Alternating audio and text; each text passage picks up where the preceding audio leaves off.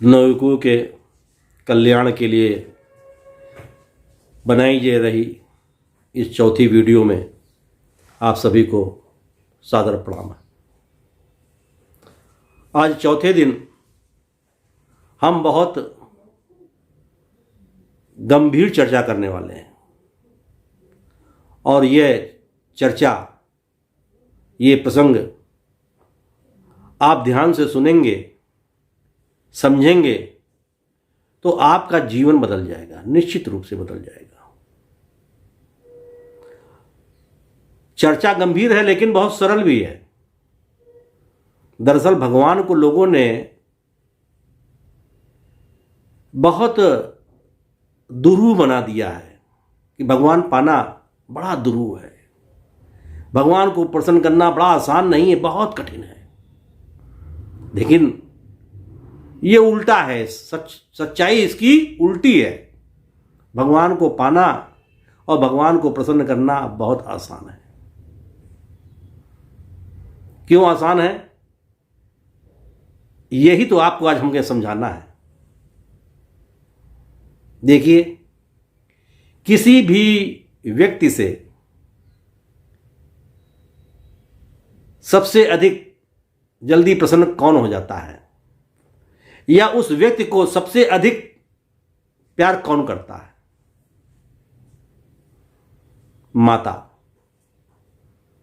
माता से अधिक कोई भी आपको प्यार नहीं कर सकता। कारण, क्योंकि माता ने आपको जन्मा है, माता ने आपको अपना खून पिलाया है, माता ने आपको बनाया है। इसी तरह भगवान ने हमें जन्मा है, भगवान ने हमें बनाया है और भगवान ने हमें अपना अंश दिया है। जो हमारे अंदर आत्मा है वो कौन है? भगवान ने अपना जो अंश दिया वही मेरे अंदर आत्मा है। इसलिए भगवान से अधिक हमें प्यार कोई नहीं कर सकता। भगवान से अधिक हमें कोई नहीं चाह सकता। या उल्टा कहिए, कोई भी बालक अपने माता को बहुत अधिक जल्दी प्रसन्न कर सकता है। अगर उसे किसी भी अन्य संसारिक व्यक्ति को प्रसन्न करना है तो समय लग सकता है, लेकिन माता को प्रसन्न करने में उसे अधिक समय नहीं लगेगा। इसी तरह किसी व्यक्ति को भगवान को प्रसन्न करने में अधिक समय नहीं लगेगा। अब हमें यह देखना है कि वह बालक माता को किस तरह से प्रसन्न करे।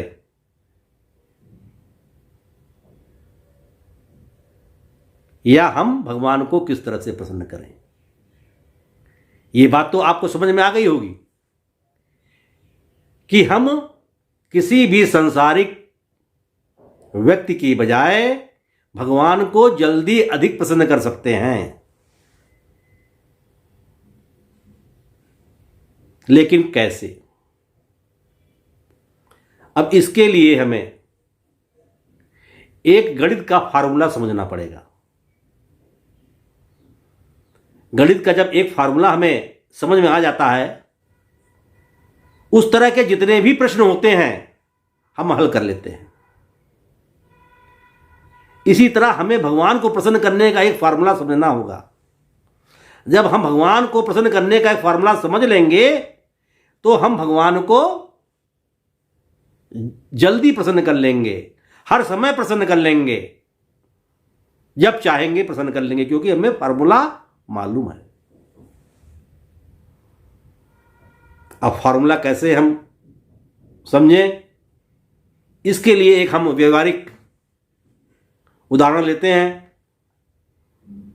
जैसे कि पानी कैसे बनता है, हमारे छात्र जानते हैं। H2O, 2 हाइड्रोजन 1 ऑक्सीजन जब मिल जाता है तो पानी बन जाता है। हिंदुस्तान का पानी वैसे ही बनता है, पाकिस्तान का भी पानी वैसे ही बनता है, अमेरिका का भी पानी वैसे ही बनता है, नदी का पानी वैसे ही बनता है, समुद्र का पानी वैसे ही बनता है, कुएं का पानी वैसे ही बनता है, और जो हैंडपाइप में आता है वही पानी वैसे ही बनता है। पानी कहीं का भी हो, सिर्फ एक फार्मूला है, पानी है तो H2O। इस तरह कहीं का भी पानी हो वही गुण होगा, गुण नहीं बदलेगा। हमें यह देखना है कि भगवान का क्या गुण है। तो भगवान का गुण जानने के लिए पहले हम इंसान का गुण जानें, क्योंकि भगवान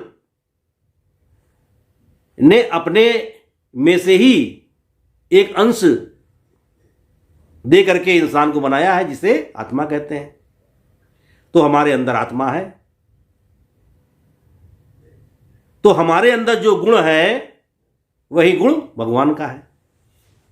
क्यों समझाया ना हमने आपको? क्योंकि हमारे अंदर जो आत्मा है वो भगवान की है, भगवान ने उस आत्मा को हमें दिया है, तो हमारे अंदर जो गुण है वही गुण भगवान का होगा। तो पहले हम ये देखें कि मेरे अंदर क्या गुण है, या हम किससे प्रसन्न होते हैं, या आप किससे प्रसन्न होते हैं, या कोई भी इंसान कैसे प्रसन्न होता है। तो जिस तरह इंसान प्रसन्न होता है वैसे ही भगवान प्रसन्न होते हैं। अब इंसान कैसे प्रसन्न होते हैं? जैसे हमें किसी इंसान को प्रसन्न करना है तो हमें क्या करना होगा? हमें प्रतिदिन जा करके उसको नमन करना होगा, प्रतिदिन जा करके उसकी प्रशंसा करनी होगी, क्योंकि ये मानव स्वभाव है कि मानव प्रशंसा से बहुत अधिक प्रसन्न होता है। तो आप किसी के पास प्रतिदिन जाइए और उसकी खूब प्रशंसा कीजिए। झूठी प्रशंसा की बात मैं नहीं कर रहा हूं। जिसके पास आप जा रहे हैं, जो उसके गुण हैं, वो अच्छा इंसान है, तो उसकी अच्छाई की प्रशंसा कीजिए, तो प्रसन्न हो जाएगा।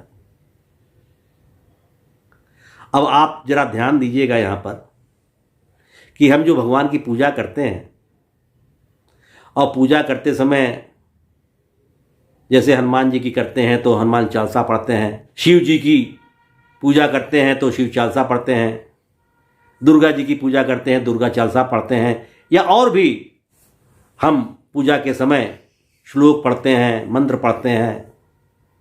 तो ध्यान दीजिएगा उसमें होता क्या है? सिर्फ उस भगवान की प्रशंसा, उसका गुणगान। मतलब कि जैसे हम प्रसन्न होते हैं, हमारा कोई गुणगान करता है तो हम भी भगवान को प्रसन्न करने के लिए उसका गुणगान करते हैं।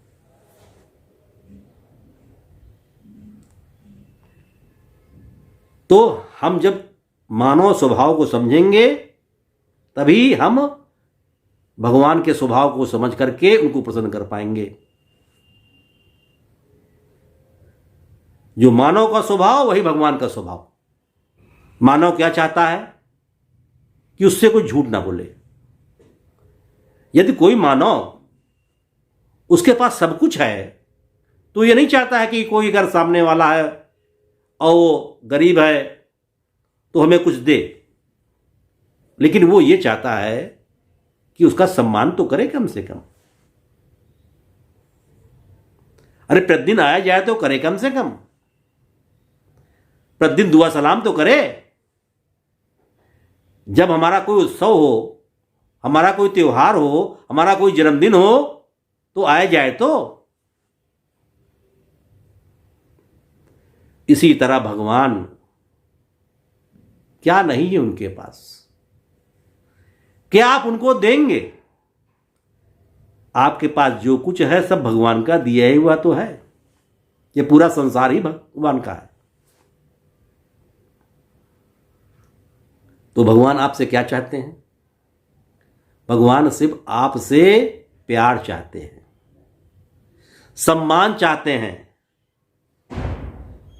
प्रतिदिन का संपर्क चाहते हैं।